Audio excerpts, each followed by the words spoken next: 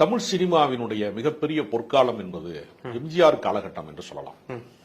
சமூகத்துக்கு வழிகாட்டுகிற படங்களை நீ எம்ஜிஆர் பட கருத்துக்கள் இருக்கக்கூடிய வழிகாட்டக்கூடிய அறக்கருத்துக்கள், ஒரு மனிதன் எப்படி வாழ வேண்டும் என்பதற்கான கருத்துக்களை மையமாக வைத்து எடுக்கப்படுகிற திரைப்படங்கள் என்பது நடைமுறையில் இப்ப எல்லாம் கற்பனையே செய்ய முடியல.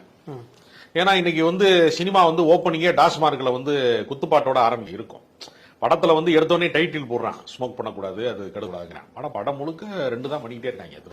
ஆனால் எம்ஜிஆர் அதையெல்லாம் பின்பற்றினார். அந்த மாதிரி ஒழுக்கங்களை தனி மனித அறங்களை அவர் பின்பற்றினார். தாயை காப்பாற்றணும், ஒருத்தருக்கு பிராமிஸ் பண்ணா அதை நிறைவேற்றணும், இந்த மாதிரி நிறைய விஷயங்களை அறக்கருத்துக்களை சொல்லிட்டு திரையில மது இருந்த மாட்டார். அது நேர்லயே இறந்த மாட்டார், நிஜத்திலையும் இறந்த மாட்டார். திரையில மட்டுமல்ல, ரகசியமாவும் அவர் மது இருந்த மாட்டார். அப்ப ஒரு வழிகாட்டுகிற படங்களை, ஒரு முன்மாதிரியான படங்களை அவர் உருவாக்கிக்கிட்டே இருக்கிறவர். அவர் மறைந்துட்டார்னு சொல்ல முடியாது, உடல் தான் மறைந்து இருக்கிறது.